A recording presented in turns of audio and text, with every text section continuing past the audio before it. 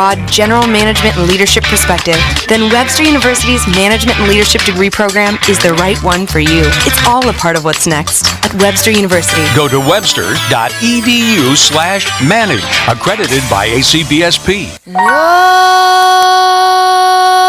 stockings for me, I pack my flip-flops. When it's bright, I'll get sunglasses at the gift shop. I'll trade the snow for a pool and wear a pink bikini that's cute. We know eggnog's no fun, I want some pineapple and rum. Wouldn't it be nice? Christmas in paradise. No scarves around my neck, I'll pack my tank top. I'll take my phone calls. Well, that doesn't sound like Ocala Baby to me. I hope this doesn't keep us off of YouTube when we put this up later on as a podcast. Kelli Hart is on the phone. This is Ocala Magazine Radio, the Christmas Eve edition. Good morning, Kelli. How you doing? Hey, good morning, Larry. How are you? Are you ready? Are you ready? It's 3 days from today. I know. I guess I'm ready as I'm going to be. Oh my gosh! So why you had something very you've put some pretty profound things on your Facebook posts. Well, like what? Like, oh my gosh, if you think you've ruined God's plans for what He had in mind for you, you're not that powerful, or something like that. I'm paraphrasing. I love that one. That was a great one. Yeah, and obviously that's just something I saw or stumbled upon on someone else's Facebook or Instagram and shared it, but it resonated with me and apparently a few others too, because everybody seemed to enjoy it. But I wonder how many people can relate to that. I personally can. Where you feel like, oh my gosh, I whatever I was meant to do, I think I must have messed up. But I love the fact that I couldn't have, because I'm not that strong. I'm not that powerful. You're right. I think we all need reminding of that sometimes. Yeah. And then you posted that Lily is entering middle school, and you were asking something about the schools, and I'm not necessarily tapping into that, but just at that point in life when you realize that your children are slowly starting to not be children anymore. It's I remember those days too. It was hard. Yeah, it was, and and think about when we were in middle school, there was no social media or internet or any opportunity for kids to kind of be mean or or take a picture that you're not sure that's going to be online and it's there forever. So we didn't have those worries. Now kids do. So it makes middle school that much harder, and that's why I thought this was a good opportunity for me to get feedback from people who are local, who have already had kids go down that road. And the beauty of it is, Larry, is that really there was only mostly positive things said about a lot of our middle schools. So that tells you that we're doing something right in Ocala and Marion County. Well, and I think that's probably accurate. We have the body of talent that is out there teaching our children. In other words, the teachers and the other school of people, the school board and everything. I really think they've dedicated their lives to something that is absolutely on target. There's always the bad apple that gets in the news, and then you think everything's bad. But the truth is, those teachers are really as dedicated to their work as you are to yours. Yeah, and we had an opportunity. Chris and I went to Madison Street Elementary School. I'm trying to think what day it was. I think it was Monday.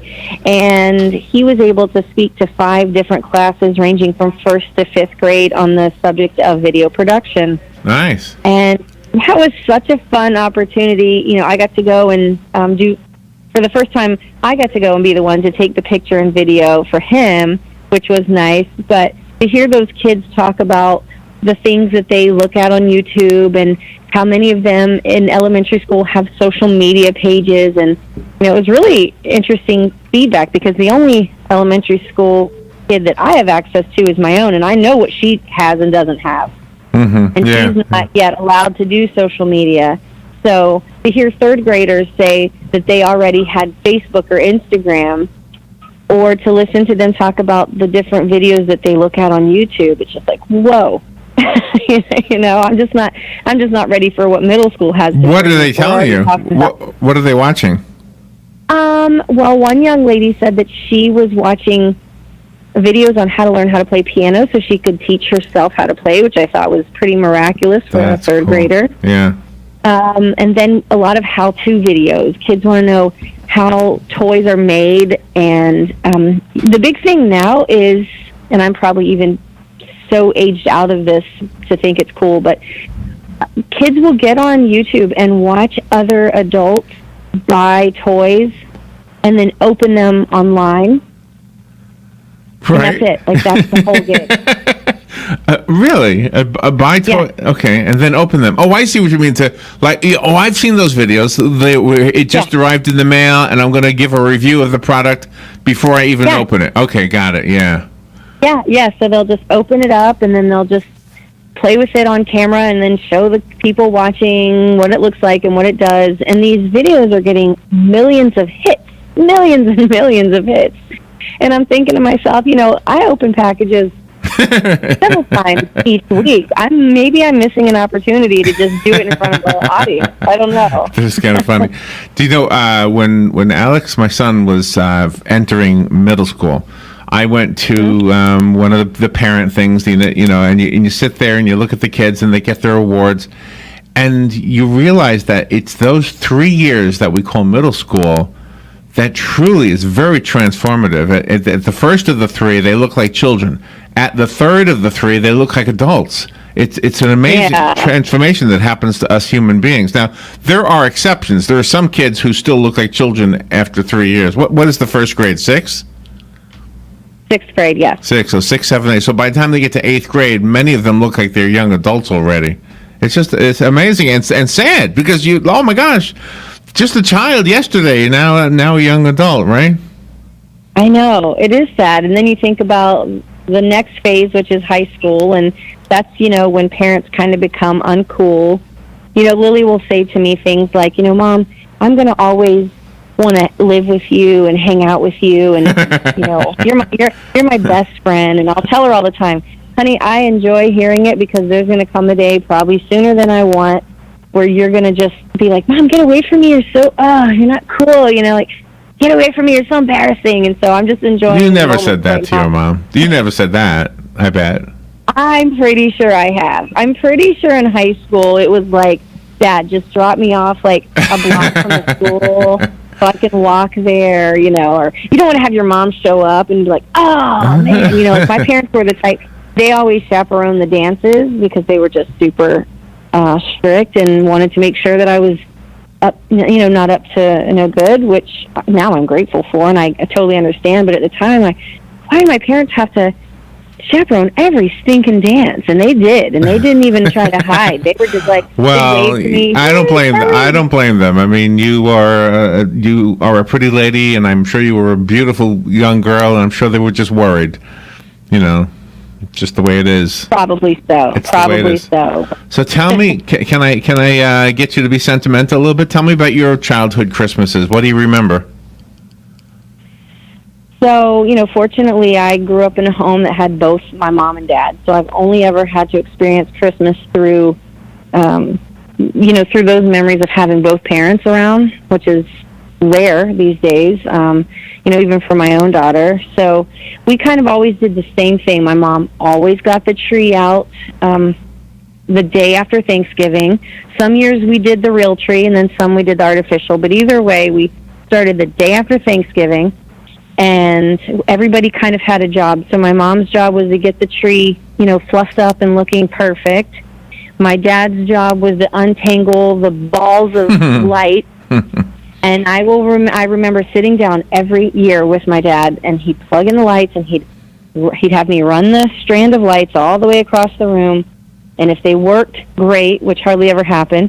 And if they didn't, he'd go, light by light, plug, unplug, plug, unplug, trying to figure out what was wrong with the light. But he always did it with so much patience, And I just remember sometimes you could tell he was upset, but because he had a house full of girls, he always was very graceful about how he exhibited his frustrations. And so then he would put the lights on, and then it was up to my sister and I to put all the decorations on, which it's funny, when we're little and we can only reach so high. right. Decorations, my mom must have gone behind us at some point and spaced them out evenly. Probably, yeah. But we'd go through the ornaments, and the older we got, sometimes it was fun to go through and remember. Oh, remember when we bought this ornament? Because my mom and dad were very good about, buying sentimental type ornaments when we went places together or things that meant something.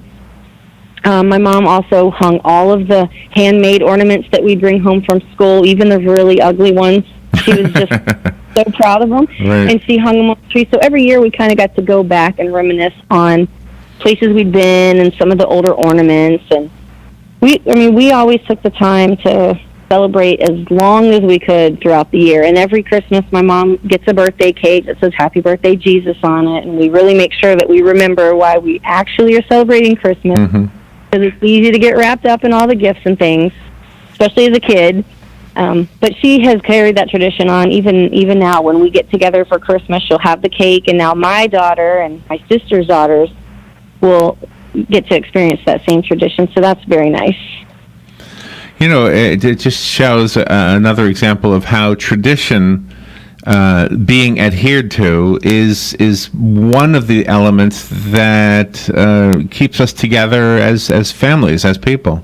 I think you're probably adhering to traditions that you're passing on to Lily, and it probably stems back farther than you even realized, and any of us realize. There's probably some great grandparent out there somewhere that was doing exactly what we're doing, except for the radio show. Yeah, my family's always been pretty, traditional and sentimental. We have all kinds of fun traditions that we celebrate. When my grandmother, when we were all growing up, there was probably about 15 or 16 cousins at the time, and she had an ornament. It was a plastic snowflake ornament, and inside each ornament was a picture of one of her grandkids. So when we would come over and visit, we would look for our ornament on the tree, and then we would take our ornament and put it in the very front of the tree, and then we'd move the cousin that we liked the least, or that we, oh no, or liked the most. I guess. No. And we would take it and put it on the back of the tree, or like at the very bottom of the tree. And so every time anybody would come over, that was the thing that all of us cousins did every single time we came over. So it became the thing. When you come over, you go straight to the tree. You'd see, oh, look at her with her ornament in the front. Okay, I'm going to take her ornament, put it in the back, and find mine, and put it in the front. And it became so much fun, and we did it. We did it for years while we were kids. And, of course, when we became adults, he ended up giving us all our ornament and said, here, put it on your own tree. And you still have yours? Yeah, oh, yeah. Oh, well, how old were you in the picture? I was probably, if I remember correctly, I think it was maybe like my second or third grade school picture. Uh-huh. Maybe, yeah. And sometimes she would update them if we would update the school picture.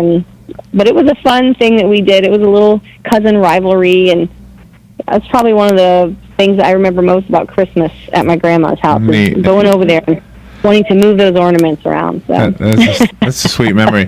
Is there anything that you can remember from being a child in Ocala that is kind of thanks to the city or thanks to the municipality that obviously Ocala has a great downtown area for the holidays. Anything that jumps out at you in your memory? Well, the Ocala Christmas Parade is probably something that I can remember partaking in with my parents for as long as I can remember. That was just kind of the thing. You'd get the lawn chairs and you'd go and watch the parade and wait. And it's so funny because as a child, I remember the parade feeling so much bigger than it actually is, as an adult person. Or maybe it was just knowing that Santa was at the end, and it felt like forever before he came, and you really wanted to see him. Right. So the perspective is much different, but I think the Ocala Christmas Parade for me is probably one of the biggest deals. I know that we also spent years going into Heritage Hills over by Fort King Middle School, where the entire neighborhood, and honestly, I don't think they still do it, because we've gone a few years, and some people are still doing it, but it isn't as big now, but every single house in that neighborhood would put out the brown paper bag luminaries. Yeah. And line their driveways and line the streets, and it was called Santa's Runway. And there was a Santa that was in the neighborhood every Christmas, and he'd pass out those little mini candy canes to all the cars that came by and slow down and roll down. And that was so much fun. I just remember thinking, like, how beautiful an entire neighborhood was just lit up with luminaries, and we were going to find Santa Claus. And every year, Mom and Dad would load us up in the car, have the Christmas music going, and that's what we did. We drove down every single road in Heritage Hills every single year for years. Oh, I love that. And that was a pretty big deal. I don't think people do luminaries anymore, do they? I mean, I think they do. I think we had a couple of guests who said they were doing luminaries, but I don't see them anywhere. And that truly is something that I associate with this area. I don't remember seeing them where I came from up north. Yeah, so I guess it's just, I mean, is it just a brown bag with a... I know. It's a great idea. Whoever came up with it had a great idea. Have you ever done those Chinese lantern things where you put a candle in an upside down bag and then let it go over a lake? Yes, so we did that once for Lily's birthday. She wanted to let one of those lanterns go with her friends, so I found some and bought some, and they are not cheap, I can tell you that. And did the whole, we lit the candle, and the heat, had the thing rise, and one or two of them worked and went on to do their thing, and then we had a dud in the group, and then we had one catch fire in the group. So oh no! It's they're not as they always look so beautiful in movies. They light these lanterns by the hundreds and let them go into the air, and they just everybody's works perfectly. It did not work that way in our real life scenario, but the ones that worked, they really are beautiful. I mean, they're gorgeous. So this I haven't spoken to you since we went to New York. I don't think, have I? Have I spoken to you? No, I don't think so. So we were there for the Thanksgiving parade in the city, and which is great. But the biggest thing for me was I got to be with some people that I don't normally spend time with. You were speaking of cousins. I was with two cousins. Both of them are ladies, and they're both older than me. And I hadn't seen them for 46 years. Isn't that amazing? What? 46 years, yeah. And I couldn't have told you how long it was, but one of them got married 46 years ago, and she said, "We haven't seen you since my wedding." Isn't that something? Oh, my God. Yeah. That is. And but it was like no time passed at all. I mean, here's the difference between that side of the family and my side. They're very small. So I said, "Are you sure we're related? I mean, you're tiny." So that's wonderful to get to see family. I mean, I'm very fortunate that the majority of my family live in Ocala. I mean, my great-grandparents lived here till their dying day. Both sets of my grandparents still live here. Most all of my aunts and uncles, cousins, I mean, everybody lives here. And when I say here, I mean like Ocala. I don't even mean just here in Florida or here. I mean in Ocala. That's really good. Yeah. It is. I'm so fortunate because it's nothing to, I talk to some people who say, I can't wait to see my family because I haven't seen them since last Christmas. It's like, whoa, I saw all my family 3 days ago. I run into my family all the time in Target and all over town, or we get together just at random. So I know that I'm super fortunate to have everybody here that I get to see all the time. I do have one little group of family in Orlando that I don't get to see as much as I would like, but they're still super close. So yeah, that's pretty good. For me, Christmas is driving down the street, not getting on a plane and doing that whole thing. So absolutely, yeah. And I think today they say is the busiest day right to this day today in the airport. So you'll be glad you're not there today. I am so glad that I'm not there. In fact, I'm so glad that I'm not in any store today. So what's going? Let's see. What can we look forward to with the Ocala magazine? So while everybody's thinking about Christmas plans, we are working on the January issue of Ocala magazine because, as I said before, Deadline waits for no one. They do not care about Christmas. So we are diligently right now working. All of us are working. We'll be working even some this weekend. And then we'll stop, and then we'll get to celebrate Christmas like everybody else should. But then come Tuesday, we'll switch gears. We'll go right back into Deadline and get the book proofed and uploaded so that January 5th we'll have the new January issue of Ocala magazine, which is our annual State of the City issue. So, and it's fantastic. Lisa McGinnis, one of our writers, just sent me yesterday the completed project, and it covers everything from education to law enforcement, to new business, economic growth and development, cultural arts, so many things that have happened in 2017, and then what we can expect to happen in 2018, which, the hospital growth. There is so much happening in Ocala, so much positive that's happening in Ocala, and I really hope that everybody looks forward to, if nothing else, reading that article, because it really does. It serves as an amazing reminder of the progress that Ocala has seen over the last several years,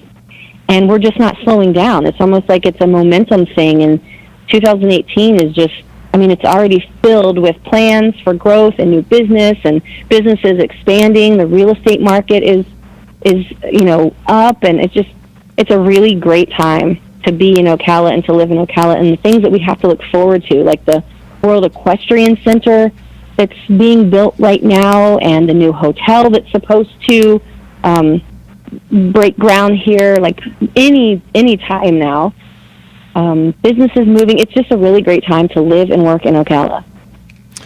And for those of you who are new to Ocala, you make sure you acquaint yourself with Ocala Magazine. It's a great resource to kind of get a feel for the neighborhood you now live in. And if you're visiting, if you're visiting family that's here and you're not familiar with Ocala, oh my gosh, pick up a copy of the magazine and you'll see how diverse this city really is. It's contrary to whatever people. Have you ever had this experience where people who not only haven't been to Ocala but haven't been to the South, and they just are totally blown away by their misconceptions, I guess is what I want to say. Yeah. They definitely are. I think that the South, because I have, being from the South and having visited places like up north, I have visited other countries, and I've visited the West Coast, and it's such a different type of culture, and there is no hospitality like the South. There just is not. And it's not because I just happen to be at the wrong place on a wrong day. I have visited enough places to know that I can confidently say there is simply no hospitality like the South. You walk into the Ivy House today for lunch, and then go up north to some diner, and then go to the West Coast to some eatery, and then you call me and tell me that you didn't have the best hospitable greeting and warmest welcome in the Ivy House compared to any place up north or on the West Coast. You just do not get that type of experience anywhere else. If you're with me, you do.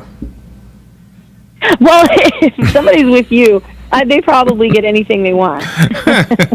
Well, you guys have a great Christmas, and so what is your plan for Christmas Eve? What's tradition for you?